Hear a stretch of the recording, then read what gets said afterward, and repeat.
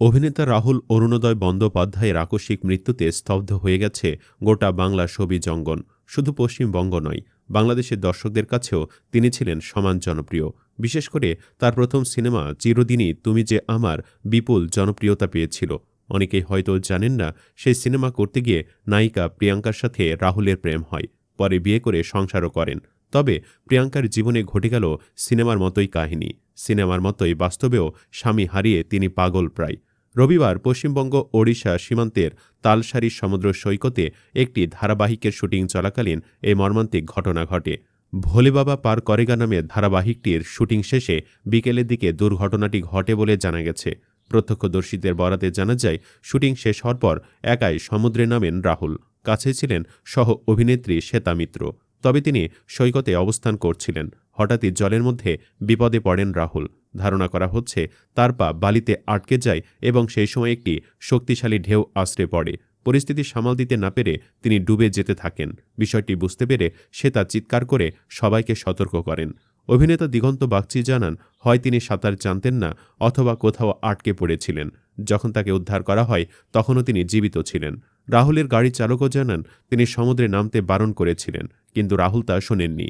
দ্রুত তাকে উদ্ধার করে প্রায় ১০-১২ কিলোমিটার দূরের দীঘা মহকুমা হাসপাতালে নিয়ে যাওয়া হয়। তবে সন্ধ্যা ৬টা ১০ মিনিটে চিকিৎসকেরা জানান, হাসপাতালে পৌঁছানোর আগেই তার মৃত্যু হয়েছে। ধারাবাহিকটির প্রোডাকশন ম্যানেজার চন্দ্রশেখর চক্রবর্তী জানান, শুটিং শেষ হওয়ার পর শিল্পীদের একে একে ছেড়ে দেওয়া হচ্ছিল। সে সময় ফোন পেয়ে তিনি দ্রুত ঘটনাস্থলে পৌঁছান এবং রাহুলকে হাসপাতালে নেওয়ার ব্যবস্থা করেন। তিনি আরও জানান, হাসপাতালে নেওয়ার পথে রাহুলের শ্বাসকষ্ট হচ্ছিল এবং ধারণা করা হচ্ছে সেই সময় তিনি হৃদরোগে আক্রান্ত হন। প্রায় ২০-২২ মিনিটের মধ্যেই তার মৃত্যু ঘটে। স্বামীর মৃত্যুর খবর চাউর হতেই এবার সামাজিক যোগাযোগ মাধ্যমে আবেগঘন বার্তা দিলেন অভিনেত্রী প্রিয়াঙ্কা সরকার। এই কঠিন সময়ে গণমাধ্যম ও সবার প্রতি ব্যক্তিগত পরিসর চেয়ে আবেগঘন বার্তা দিয়েছেন প্রিয়াঙ্কা। তিনি লিখেন, এটি আমাদের জন্য গভীর শোক ও অসীম কষ্টের সময়। এই কঠিন মুহূর্তে আমরা আন্তরিকভাবে কিছুটা সময় ও ব্যক্তিগত পরিসর চাই।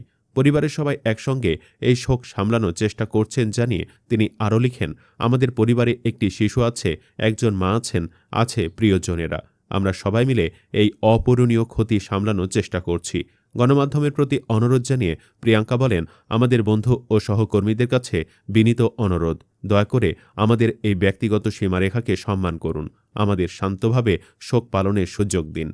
তিনি আরও যোগ করেন, এই কঠিন সময়ে আপনাদের সহমর্মিতা ও সমর্থন আমাদের জন্য ভীষণ মূল্যবান।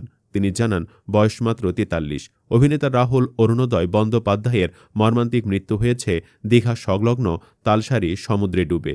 সিরিয়ালের শুটিংয়ের কাজে তিনি তালসারিতে গিয়েছিলেন এবং সেদিনও শুটিং সম্পন্ন করেছিলেন। শুটিং শেষে বিকেল ৩:৩০ থেকে ৪টে নাগাদ সমুদ্রে নামেন তিনি।